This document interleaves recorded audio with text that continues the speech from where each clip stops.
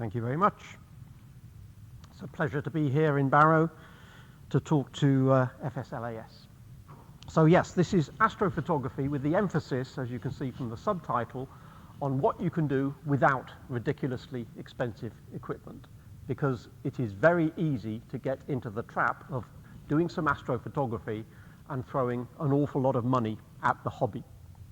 So I'll say something about the sort of images that you can get even without investing in a telescope. So I'm going to start by just saying what can you do with a camera and a tripod. Start simple. I will be talking a little bit about telescopes and mounts, but I'm not going to make that the emphasis. That's not going to be the focus, if you excuse the pun, of this particular evening talk. I'll say a little bit about telescopes and then move on to what you can do with a camera that you might already own if you simply invest in a small star tracker, and I'll tell you what those are when we get to that point. I'll then show you some of the images I've taken with a camera on a star tracker, and then I'll finish with a little diversion of taking images of the sky in the darkest places you can go to, i.e. certain parts of Africa. So, starting simple with a camera and a tripod. Apologies to those of you who've already tried this and know all about it. But the simplest thing you can do in astrophotography is simply put a camera on a tripod, point it at the sky, open the shutter, and see what you get. So even before I went into digital photography, I started with originally black and white film and then some slide film. And this is the sort of image you can get by exposing for just a few minutes. In this particular case, this was while I was on holiday. I went to see the pyramids, but while I was there, went out into the desert, pointed the camera up, and took this short 5-minute exposure. So Polaris in the center there with the stars wheeling around it. Polaris is relatively low in the sky because this is at a latitude somewhat different from the UK. But you can judge, roughly speaking, how long the exposure is just by looking at how long the star trails are. Knowing that the Earth rotates approximately once in a day, okay, it's 23 hours, 56 minutes, but let's just call that one day.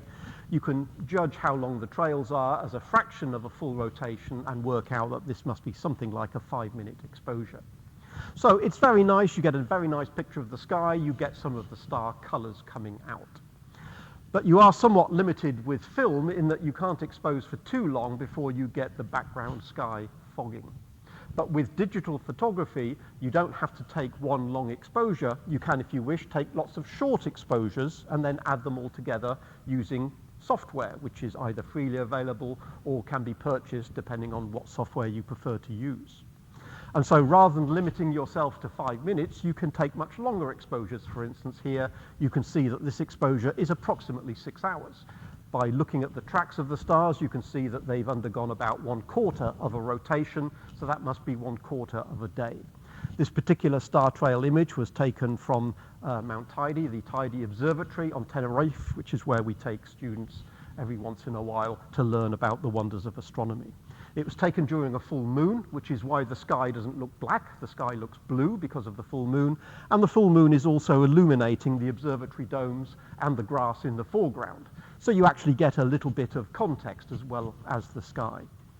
But this wasn't one 6-hour exposure. It was a whole series, as you can see at the bottom there. It was a whole series of shorter exposures, 360 exposures, each of which was 1 minute long. That has the advantage that if you do get, for instance, aircraft or satellite crossing your field of view, it's very easy to eliminate them.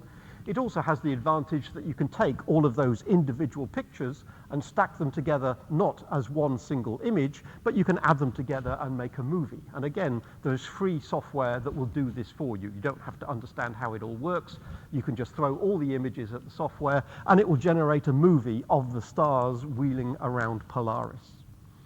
Notice that Polaris itself is not actually a perfect dot. Polaris itself undergoes a small arc because it's not actually at the pole. It's within about a degree of the pole, but it is slightly displaced from the North Pole, and so Polaris itself moves on a little bit of an arc. But it does produce a rather pleasing result to see a long exposure taken over quite a few hours, either as an image or like this as a movie.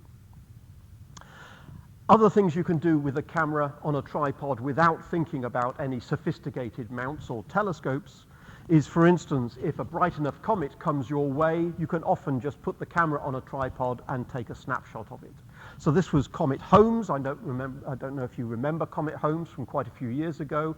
The coma of the comet suddenly expanded enormously until it was about the size of the sun. It was truly enormous. And so it didn't require a telescope to see the comet.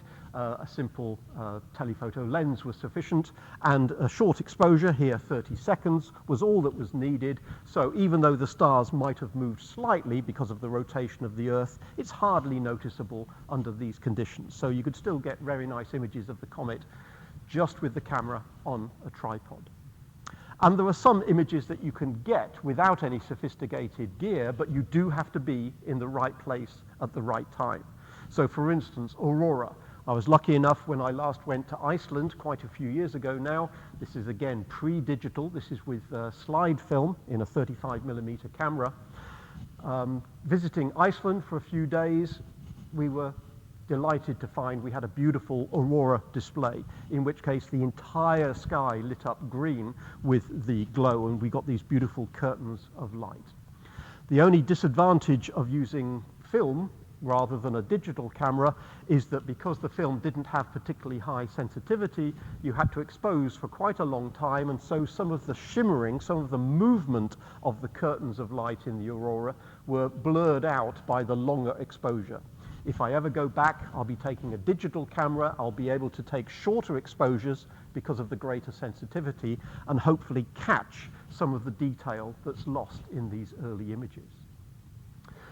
But again, falling into the same category of you have to be in the right place at the right time, one thing that was mentioned just a few moments ago is a solar eclipse. Of course, you can't just click your fingers and have these appear on demand. You've got to be at the right place on Earth such that you're effectively standing in the shadow of the moon. So in this particular case, some friends and I wanted to take a picture of a solar eclipse. We wanted to experience a solar eclipse. And one came up in 2006. The track went through a fair bit of land, but we decided to visit the one place where we thought there was most likely going to be no cloud. That happened to be the Sahara Desert. So yes, a cruise ship took us to Libya. We watched the eclipse in the desert and then went back onto the cruise ship. So it makes a spectacular image. Again, you don't need any special equipment. This is just the camera that I normally use for other daylight photography. It was a telephoto lens sitting on a tripod, no mount, no telescope, no equatorial system to drive the mount. Purely camera on tripod, snap away. Now, let's have a think about telescopes and mounts before I dismiss them and say you can do a lot of astrophotography even without telescopes and mounts. If you were interested in buying a telescope, you might say to yourself, well, what sort of telescope produces the best images? Well, the answer for that is easy. The best telescope that produces the best images is obviously the Hubble Space Telescope. Coming towards the end of its life, so watch out for eBay. It's bound to be there sooner or later. Once they get rid of it, I'm not sure what the asking price will be, but it's now 33 years old, and so it won't be long before they retire it. The James Webb is obviously only just launched and will be going for a while. There's no need to pension off the Hubble just yet, but it will eventually be in the eBay category. If you can't stretch to something that costs a few $1 billion, well, there are alternatives. Of course, you will get beautiful images with the Hubble Space Telescope, but even if you can only afford a 747, I mean, this would cost you a few $100 million perhaps. This is the Stratospheric Observatory for Infrared Astronomy, SOFIA, where the telescope is in the back there, the back end of the 747. Stabilized such that even if the aircraft is moving slightly, the telescope will stay locked on to its particular target. This has been recently retired as of a few months ago. It's been decommissioned. So again, watch eBay, because sooner or later this thing will appear if you want the spectacular way of doing astronomy on the move. If you can't stretch quite to that sort of budget, there are alternatives. A few $1 million will buy you a very nice 2-meter telescope, such as this one, the Liverpool telescope, which currently is the world's largest robotic telescope. But there are lots of these telescopes around the world. You don't have to think about buying one for yourself, because a lot of these telescopes will effectively sell you time on it. So if you want to take some rather nice images of nebulae, galaxies, or interesting objects in the universe, you can simply buy yourself a few hours' time on telescopes either in the Canary Islands or on Hawaii or in Chile. There are telescopes all over the world. So if you don't want to buy one for yourself, you can still do astrophotography just by buying telescope time. If your budget only stretches to hundreds or thousands or tens of thousands, so we're at the cheap end of the market now, we've come down from millions to only many, many thousands. Of course, you have huge variety of telescopes to choose from. For instance, the one that's sitting in front of us there. This little picture there just gives you a small sense of the variety of the, I don't know how many, but I would imagine it's probably 1,000 different telescopes that are on the market at the moment from lots of different manufacturers. So it's difficult to decide which particular telescope you might want to buy. The requirements for a good telescope to do astrophotography can be quite different from the requirements to give you a telescope that will give you fantastic views of the moon or Jupiter or Saturn or whatever it is you might be interested in.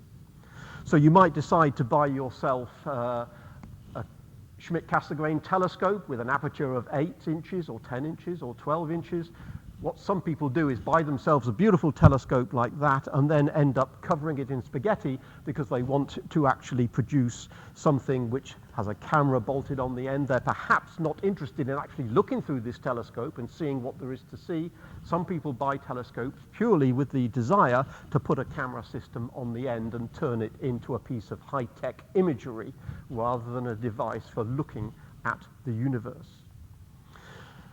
It has been said by many people that if you are thinking about buying a telescope on a mount and you're thinking about doing astrophotography, you should spend as much, if not more, of your well-earned cash thinking about what the mounting is going to be, not necessarily the optics of the telescope.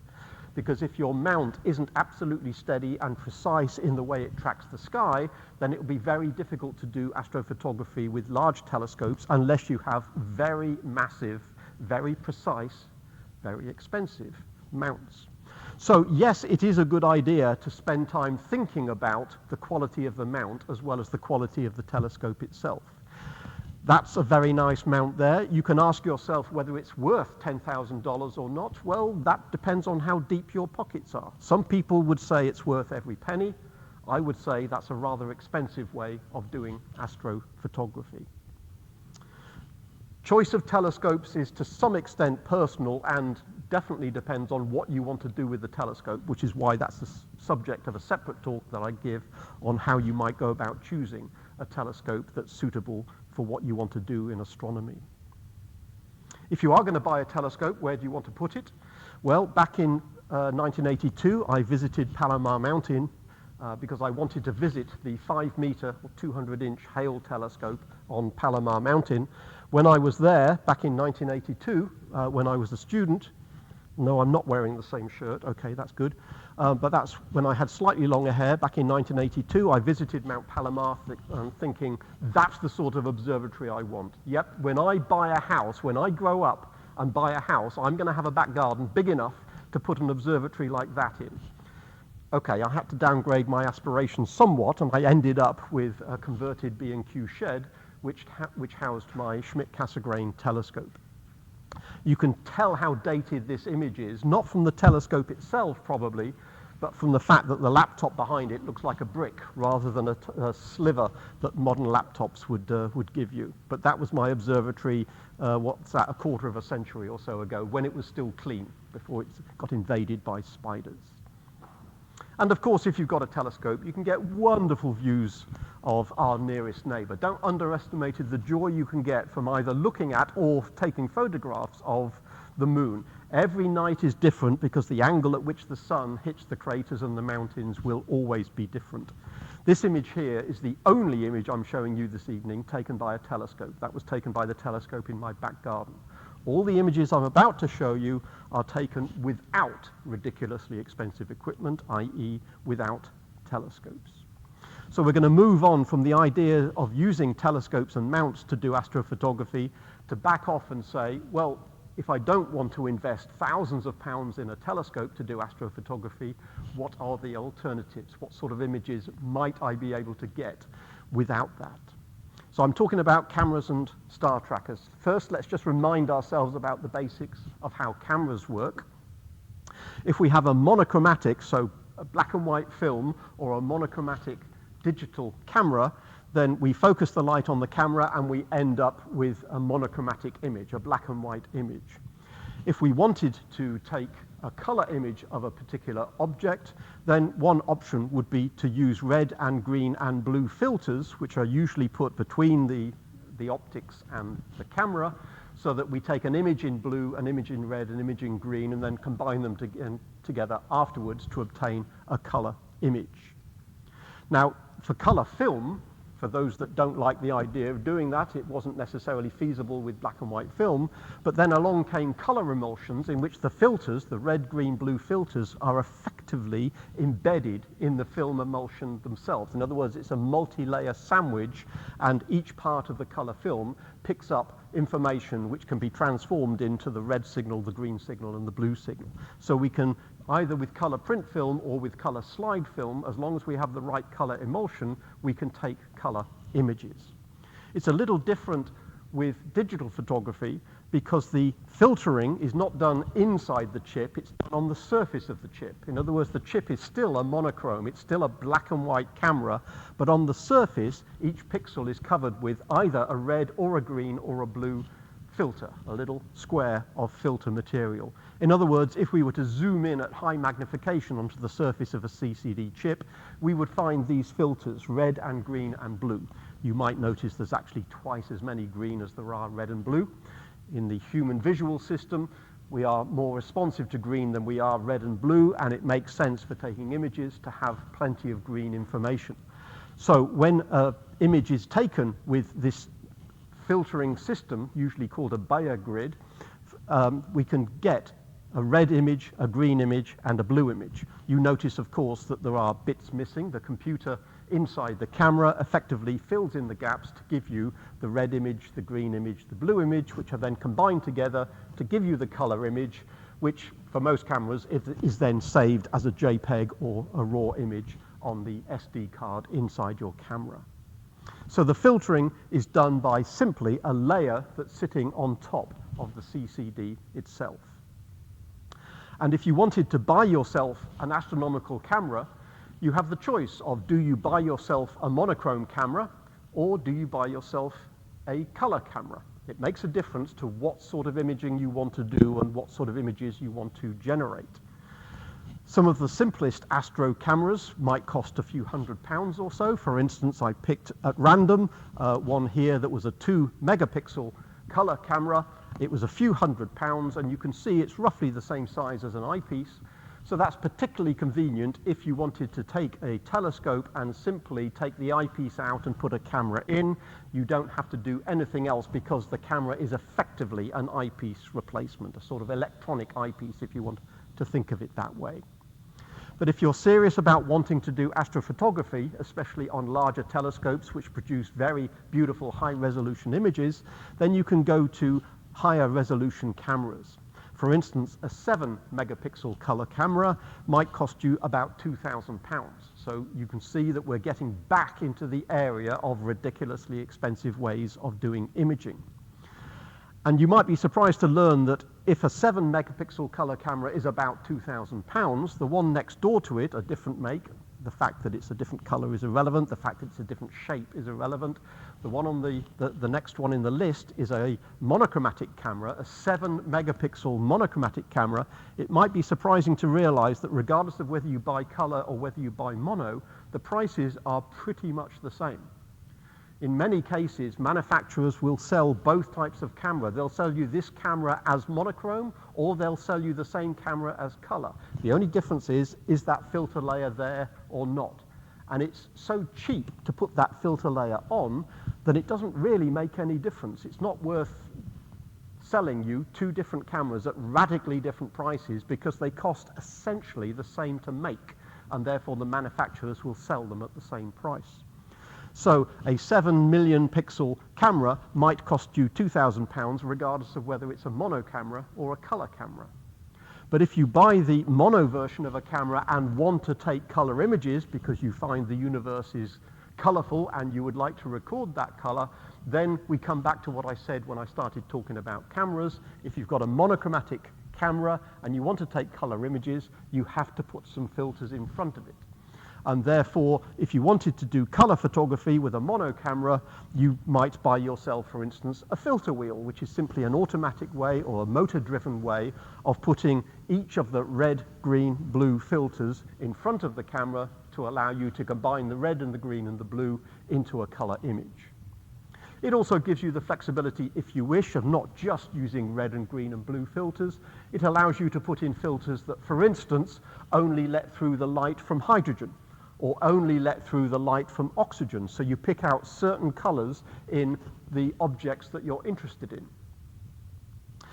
But notice that despite the fact we started a few hundred, we very quickly run into many thousands of pounds for cameras and many thousands of pounds by the time you've added quite a few filters and a filter wheel.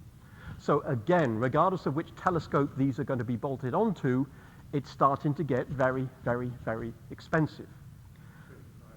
Yep. The little eyepiece one on the left. Yep. You literally just slot it in the eyepiece and connect it to a laptop. Nothing else. That's pretty much it, yes. Right, yep. That might be a little thing to do there. Mm-hmm. Right. Okay. When I thought about this, I thought it would be nice to take colour pictures of the universe because it's a very colourful place, but I don't particularly want to spend thousands of pounds doing it. And I thought to myself, well, actually, I've already got a digital camera. It's the one I use for taking pictures of my relatives, or the cat, or if I go on safari, I like to take pictures of lions and leopards and cheetahs and other animals. So if I already have a camera and I like to do wildlife photography, I've got a camera and I've got a couple of lenses. Why don't I use those for astrophotography? Why spend thousands on a different camera when I've already got a camera? So what do I need in order to take into account the fact that the Earth is rotating? If I want to take a long exposure picture of the sky, I can't just put that camera on a tripod and hope that after 10 minutes the sky hasn't moved, because of course we know as the Earth rotates, the sky is going to apparently move. You might get away with it with a very wide angle lens and a short exposure, but I wanted to take slightly longer exposures with longer focal lengths. So I needed some way of moving the camera to compensate for the rotation of the Earth. So I decided to build myself a star tracker. A star tracker is just a motorized way of moving the camera such that as the Earth rotates, the tracker moves in the opposite direction. So the camera effectively stays still. That's all a tracker actually is. So I decided to build myself one. I thought, what have I got lying around? Okay, I've got a few bits of aluminium. I bought a few bits and pieces, a few bits of aluminium, a couple of AA batteries, a little potentiometer, and a little DC motor. And I put those together and made myself a star tracker. If you're interested in doing the same thing, I've got the instructions as to how you do that here at the front. So I used that star tracker for quite a few years and took some very nice images. After a while, I decided, well, okay, that's now getting obviously quite old. That was something I built back in 2007 or so. After a few years' use, I decided, well, okay, there are commercial star trackers around, and I thought it might be worth buying one. My star tracker has the limitation that it only runs for a certain length of time and then needs to be reset. I thought, wouldn't it be nice to have a star tracker that didn't need to be reset every 20 minutes or so? So I decided to buy myself a commercial star tracker. The one I bought was made by Ioptron. Other star trackers are available. Back when I bought that, there weren't many available. Now there are perhaps a dozen different types of star tracker made by a dozen different manufacturers. Some of them are less than £100 or so. The one I built, you can build for a few tens of pounds. You can probably build that for about £20 worth of stuff. If you want to go out and buy one, you can buy one for about £100, or you can pay many hundreds of pounds if you wanted very sophisticated trackers. I would argue they do not have to be sophisticated. Their only job is to move your camera at the rate of 1 revolution per day. This particular one has a little polar scope on the side there, which makes it easy to line up with the Earth's axis to make sure that as the sky appears to rotate, your camera will follow it. So this is what you do. You basically put your tracker on a tripod on a reasonably sturdy base, and then you bolt your camera with your wide-angle lens or your telephoto lens, whatever it is you want, you bolt that onto the sky tracker itself. And the sky tracker, as I say, rotates at 1 revolution per day. It doesn't really matter if you put a small lens or a large lens. That's the largest lens I've tried putting on my camera on the tracker. It might weigh probably well over a kilo, maybe 1.5 kilograms. The tracker can quite happily deal with a load of a few kilograms. What's inside isn't particularly exciting because its only job is to make sure that it rotates at the right speed. So the inside of one of these trackers is basically some batteries, a little electronic circuit to make sure that the motor and the gearbox turn the big wheel at 1 revolution every 23 hours, 56 minutes. That's its only job, and it's designed to do that and basically do that alone. Make sure it's pointing towards the pole, switch it on, it'll do its job. So let me show you what you can do with a camera that's not an astro camera. It's a camera that's designed to work in daylight. It's a camera that I have used to take pictures of leopards and zebra and lions, etc.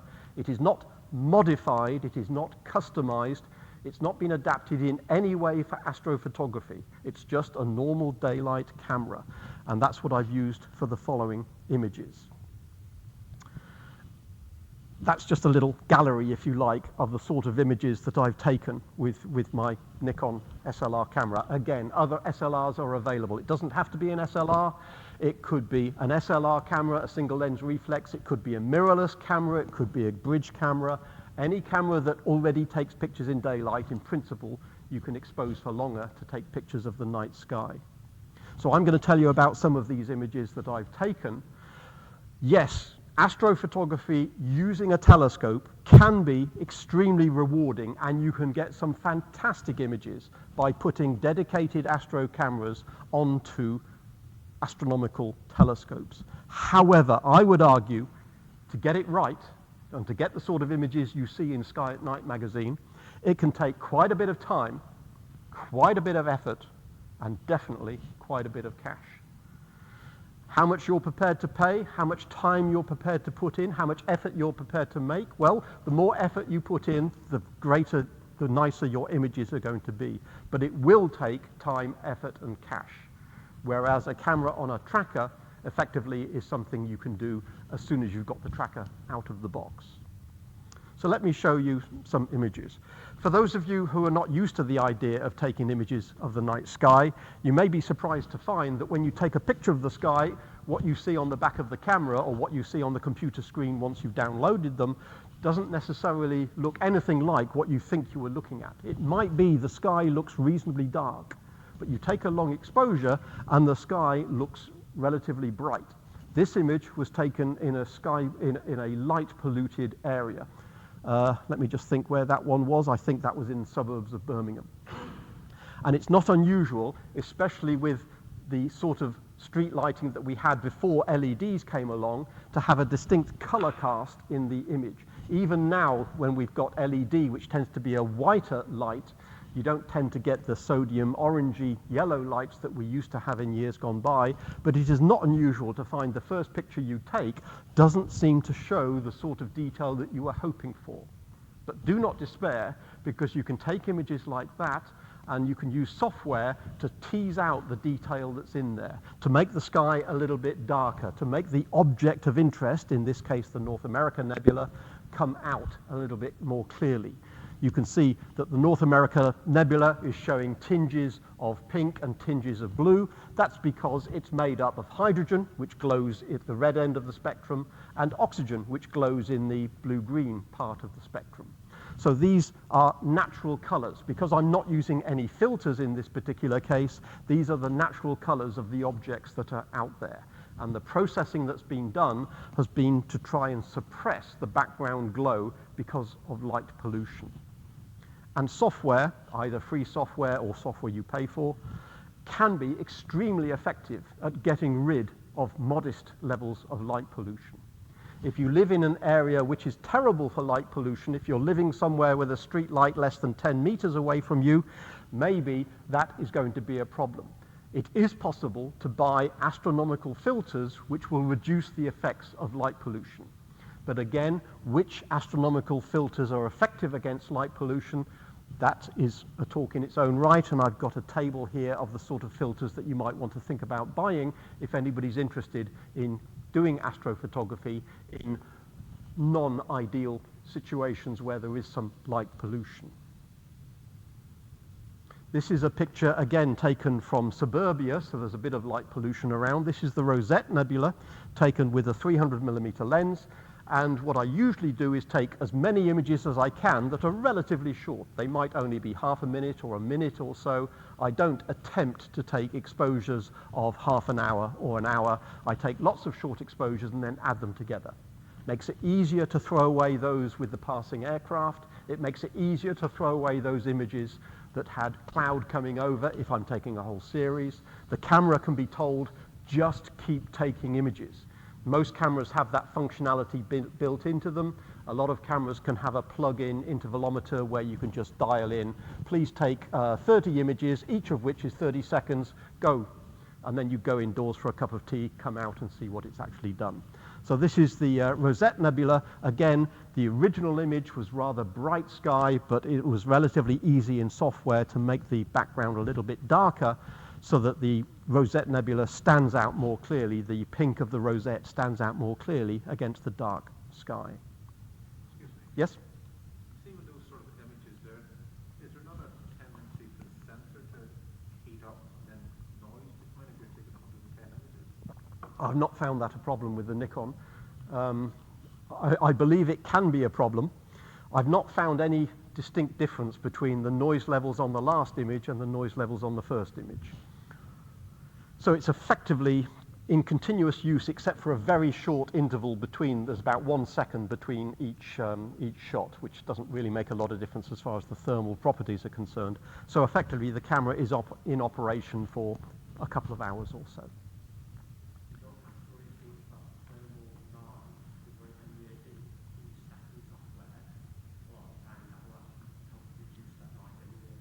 It will not, yes. Whether or not it's distinctly worse at the end is the question, whether it gets worse with time.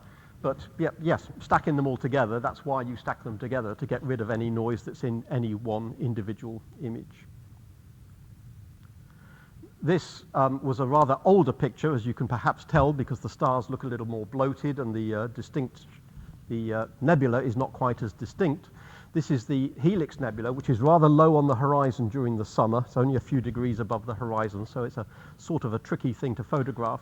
But I thought it was interesting just because that's one of the earliest pictures I took, not with the camera that I'm using now, but this was going back more than a decade, back to the, I can't remember exactly which year this was, but the Nikon D70 is one of the very earliest digital cameras that I've since replaced. But I thought this was interesting because this is a picture of the Helix Nebula, and I thought at the time, well, isn't it interesting that the Hubble can do better? So that's the Hubble picture on the right, and there's my image. Yes, you can see that the stars are better pinpoints in the case of the Hubble. The colors are similar. I think given that this should be close to natural light in the sense that the red comes from hydrogen, the blue-green comes from oxygen. So again, no filtering on my part, but the colors seem to have come out approximately right. But what I thought was interesting was that that was taken on a tracker which costs nominally hundreds of pounds, and the Hubble Space Telescope costs quite distinctly more than a few $1 billion. So I'm not claiming to be as good as the Hubble, but it's interesting to note that you can take pictures of objects that the Hubble has imaged, and you can get some interesting results. This is a picture I took from outside the UK because this particular nebula is not visible from the UK, unfortunately. This is Eta Carina. So again, when I was on holiday, I'd normally take this tracker with me so that if I go on holiday to any interesting part of the world, if I go somewhere that's a long way away from streetlights, I will try and take pictures of the night sky. So this was not taken with a particularly long focal length. When we're dealing with telescopes, we tend to think of focal lengths as being perhaps, maybe a meter long. In the case of Schmidt-Cassegrain telescopes, we might think of focal lengths that are 2 meters or 2.5 meters or 3 meters. This was with a focal length of 85. so the focal length of the lens was only that much. It's not even a telephoto lens. It's not quite wide angle. It's sort of just a little bit longer than a standard lens. You do not need huge telephotos. You do not need the focal lengths that telescopes can give you in order to photograph interesting objects in the night sky. That's because these things are basically large. In other words, the angular size of these things, they are not tiny specks that you need huge magnification to image. They are large chunks of the sky, and a modest focal length can show you an enormous amount of detail, in this case within the Eta Carina Nebula. Eta Carina itself is the star in the brightest part of that nebula.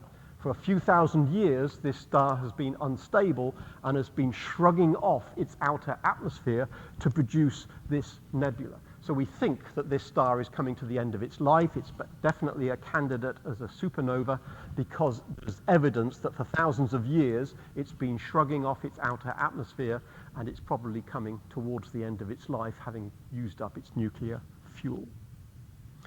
So again, a reminder, you don't need long focal lengths to take interesting objects. This is the Veil Nebula, which some of you might be familiar with. This is coming back to the northern hemisphere, so this can be seen from the United Kingdom. I took this during lockdown, I think it was. I took this from home. I put the camera outside my front door. I was not that far away from street lights, but I thought I would have a crack at taking a picture under extreme light pollution, but with a filter, a so-called tri-band filter. Tri-band because it lets through 3 wavelengths of light, 2 wavelengths corresponding to hydrogen and 1 wavelength corresponding to oxygen. So in other words, the red and the green, or blue-green that you can see there, are showing us where the oxygen is and where the hydrogen is of this supernova remnant. Somewhere in the middle, a star went bang about 10,000 years ago, and we're looking at the spherical bubble of matter that was ejected by this supernova a long time ago. And in this particular case, I used the tri-band filter to show that it is possible to take images even though you are right next door to streetlights, because the tri-band filter will let through the interesting wavelengths of the nebula, and it will reduce the boring wavelengths, which is the LED streetlights, across the rest of the spectrum. So they can be very effective at dealing with the worst possible light pollution. I also took a picture of this nebula under darker skies and obtained similar results without the filter. So the filter shows you that you can get some excellent images as if they were taken under dark skies, but you can get those images even in light polluted skies if you use the appropriate filters. This is Rho Ophiuchi. On left of center there, the yellowish star is Antares, the brightest star in the constellation of the Scorpion. Rather low down as seen from the UK, so again this was taken from Tenerife, where the Scorpion is a little higher in the sky, so it's a little easier to image. But I like this because it shows the beautiful colors in the Rho Ophiuchi cloud complex. The Antares star is illuminating a lot of the nebula around it, producing the yellowy orange color. Rho Ophiuchus itself is that little triple star over on the right, which is a blue star, which is the reflection nebula around it is reflecting that light, giving us the blue color. There's also a little bit of pink at the bottom, indicating some hydrogen emission, and you notice these dark clouds as well. So we've got Antares, which just so happens we've got a globular cluster next door as well. We've got Rho Ophiuchi, and we've got a whole load of dark nebula, which are part of the Ophiuchi cloud complex. So in one image, you can get all those beautiful colors sitting next door to each other. Again, not a particularly long telephoto lens in this case. This was a 135mm lens, what you might call a conventional short telephoto lens for 35mm type photography. Again, a whole series of short exposures, in this case 2-minute exposures, and a whole series of them to add up to the equivalent of a few hours exposure. Our Friend, I don't suppose you need to tell me, I need to tell you what this is. This is the Andromeda Galaxy, again, taken with a modest telephoto lens, in this case a 300mm lens. This is the same lens that I would use if I go on safari and want to take a picture of a lion that's 20 meters away. This is the same lens that I use here for taking a picture of the Andromeda Galaxy. So we know that the Andromeda Galaxy is about 2.5 million light years away, and I knew that it was possible to take images like this. But I did ask myself at one point, well, just what is the most distant object you can photograph with this camera before you start thinking about what telescope can I buy to go deep into the universe? What's the deepest thing you can possibly image? So in 2020, I got the opportunity because we went into lockdown. I couldn't go and talk to my friends, so I thought, okay, I'll set myself the challenge. Stephen Hawking said, remember to look up at the stars, not down at your feet. I thought, good advice. I'm not going to look down at my feet. I'm going to photograph the most distant thing I can possibly find. So I looked up in a research paper, what's the most distant thing I can possibly ever hope to photograph? And there was a survey of quasars. They've surveyed lots of these quasars. A quasar is a galaxy which has a very active nucleus and emits a huge amount of radiation. And I found one that was in the constellation of Draco, and Draco is almost overhead during the middle of the night in summer. So in the summer of 2020, I said, right, I'm going to go out again, outside my front door, street lights very close, but I figured if I'm trying to take a picture of a quasar, it doesn't really matter if I've got some light pollution, it doesn't matter if the sky is a little bit gray.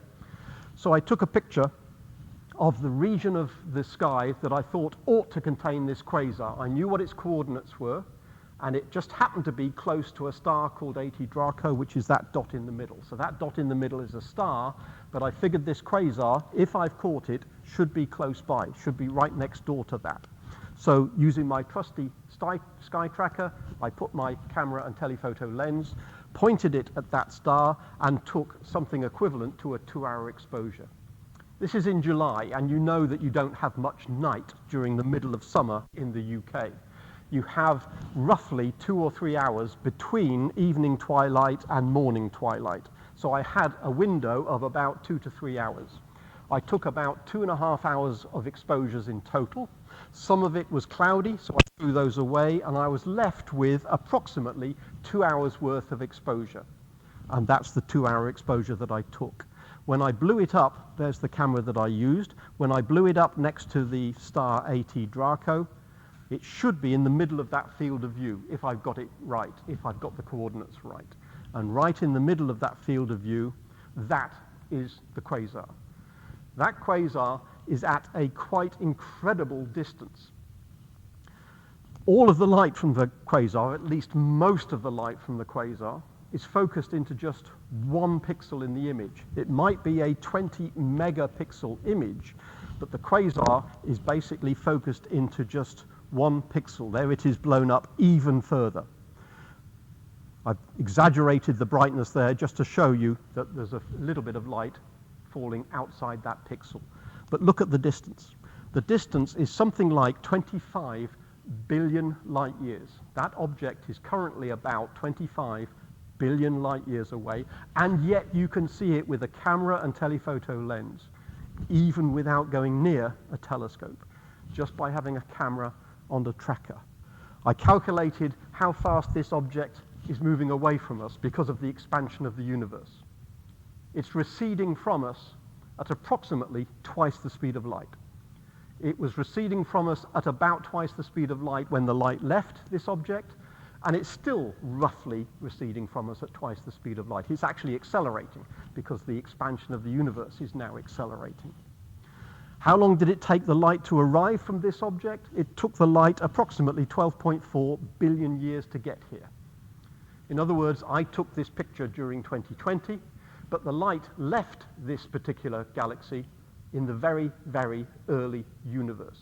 The light has been traveling for 90% of the age of the universe. The light left this galaxy long, long, long before the Earth even existed.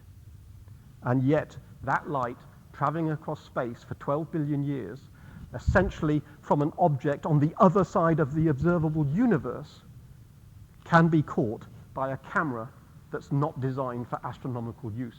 It's just designed for daylight use.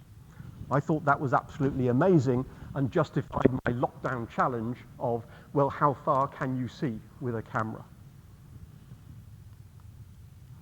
So let me just give you a little bit of an idea what it's like to go to Africa and take images under the darkest skies. I generally take a tracker with me. I'm interested in wildlife, so I take binoculars. Binoculars are also useful for astronomy because when you go to Africa, you're getting away from streetlights. The skies are absolutely glorious. I'm interested in photography, and of course, photography overlaps with wildlife because I like to take pictures of lions and zebras and cheetahs. And also, photography overlaps with astronomy if you have the opportunity of doing astrophotography, which generally means either some nightscapes or take a little tracker with you. They're not that large, they don't add much to your luggage, it's very easy to throw one of these things in.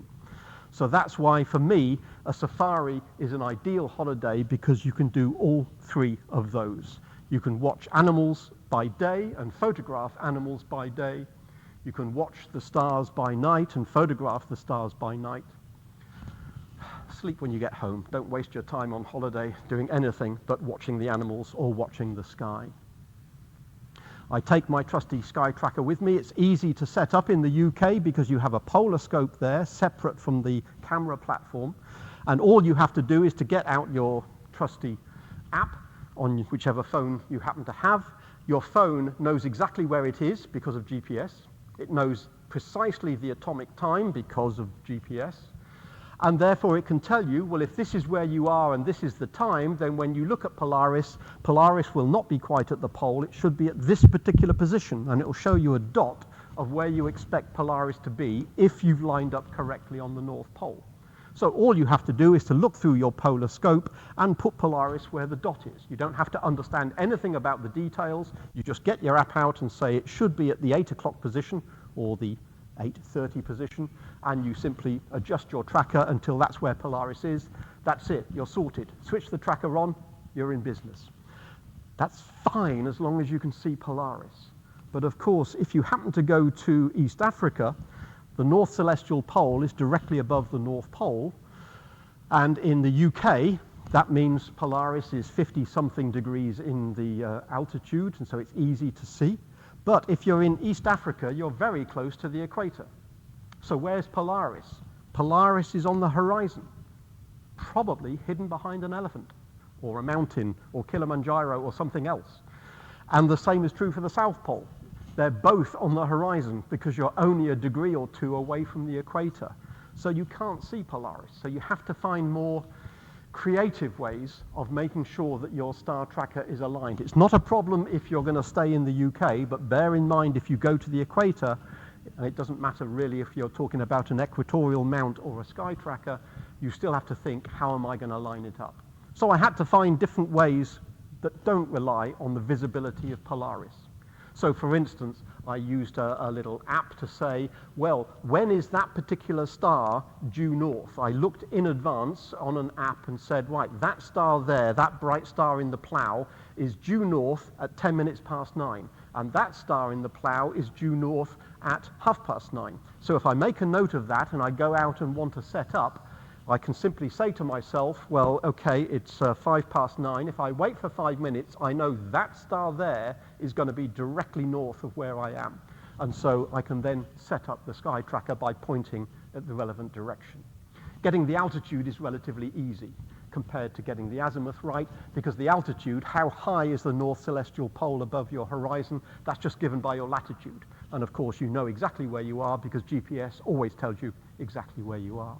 So there are ways of lining this up, even if you can't find Polaris. I used that for taking an image of the Large Magellanic Cloud.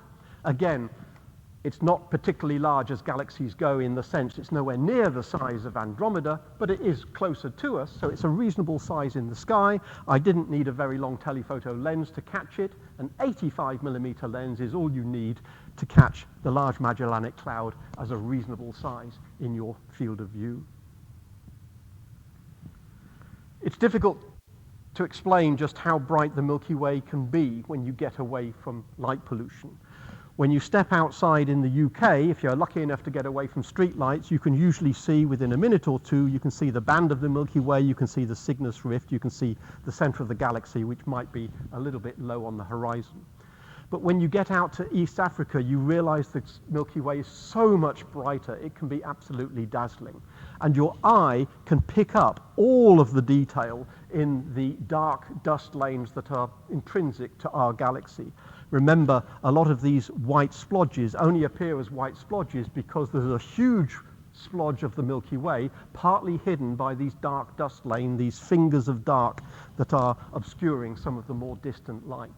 And when the Milky Way is bright enough, your eye has no difficulty in picking out all of that detail. But of course, if you take an image, if you take a photograph, then not only do you get all of that detail, you get the color coming out as well. So this, again, we don't need telephoto lenses now because we're taking a relatively large chunk of sky. You can perhaps see that this is a mosaic of different chunks of sky taken over a period. In this case, 12 exposures of 2 minutes each. Sorry, 10 exposures of 2 minutes each. So a 20-minute exposure taken a couple of times and then mosaicked together to give you a relatively large expanse of sky. And a huge amount of detail, because if you're taking an image with, let's say, a 20 megapixel camera, you end up with an image with tens of millions of pixels, and if you wish, you can zoom in and start looking at the Eagle Nebula, the Swan Nebula, the Lagoon Nebula, the Trifid Nebula, etc. All of these wonderful objects that are embedded in our night sky. If you take a wide-angle picture, you can later start zooming in and start looking at detail. If we compare that with an image I took a long time ago of the night sky from the same location, but now taken with slide film, so this is, I can't remember exactly which year this was taken, something like 2005, 2007 perhaps. This was taken with slide film, ISO 200 slide film, and it's very easy to see the brightest stars, but it's very difficult to see the Milky Way because this particular film didn't have the sensitivity to pick up the Milky Way. With the digital camera picture in the background, you can see it's exactly the opposite. The Milky Way looks very bright because the digital camera has the sensitivity to show us that, but it seems like you've almost lost the fact that I can't see the bright stars anymore. Well, the bright stars are still there, but you have so many faint stars in the background, it's sometimes difficult, literally, to pick out the constellations because there's so much else going on in the night sky. So Scorpius is there on the right-hand side. Let me highlight it for you so you can see it. There is Scorpius with Antares and Rho Ophiuchi and all these other things. So all those same stars are there in the original slide film and in the digital image, but the digital image shows so much more detail visible in the Milky Way. What else have we got in that particular image? Well, we happen to have caught Jupiter. This was taken a few years ago before Jupiter and Saturn came into conjunction. So there's the very bright Jupiter on the right. Saturn is just creeping into the image on the left-hand side as well. And if we wanted to, we could highlight all of the various interesting star clusters and nebulae that happen to occur in that part of the sky. Here I've just shown the Messier numbers. I haven't even attempted to show the NGC numbers because there would just be hundreds of them. As it is, I've just shown the Messier numbers.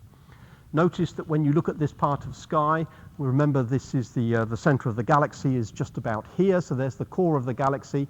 Supermassive black hole is buried in there somewhere. You look at that and you think, well, it looks like all the interesting clusters are on the sort of top of that, and there doesn't seem to be anything interesting going on below that line. But that's an artifact, of course, because Messier could only see so far south. Even from southern France, he could only see down to a certain declination, and so he saw no Messier numbers, no clusters that he could label as Messier numbers any further than that line, which is approximately the limiting horizon as seen from France. On looking at that, I did wonder, well, this is a wide-angle lens, and that in the red rectangle there is the Lagoon Nebula and the Trifid Nebula. Is it worth changing from a wide-angle lens to a telephoto lens just to see if I can get any more, can I tease out any more detail out of those particular nebulae? So for one evening, after taking a few hours worth of taking the swathe of the Milky Way, I decided to switch to a telephoto lens and then see what I could get. For reasons I won't go into, I couldn't take many images.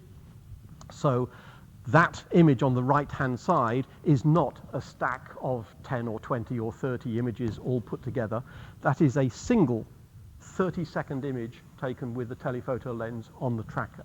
So a single, in fact, that particular image I don't think even has any dark subtraction or flat fielding. It is simply a JPEG image taken in 30 seconds, and it shows detail within the M8 Lagoon Nebula, showing lovely pink colors, and in M20, the Trifid Nebula, you can see the colors of the pink and the blue. It's pushing it a bit, but if I blow that up a little bit, you can see that there is pink and blue in there. So that's an extreme blow up, which is why it doesn't look fantastic quality. But remember, that's only a single 30-second exposure, and you can see detail and you can see color in these nebula. If you get away from light pollution, it's amazing what you can do. So I would argue, if you're ever going to go anywhere in the world, that includes the UK, but especially if you're going to go anywhere in the world in which you can get away from light pollution so that you don't have to use filters to get rid of the light pollution, it's always worth thinking, is it worth packing a little star tracker?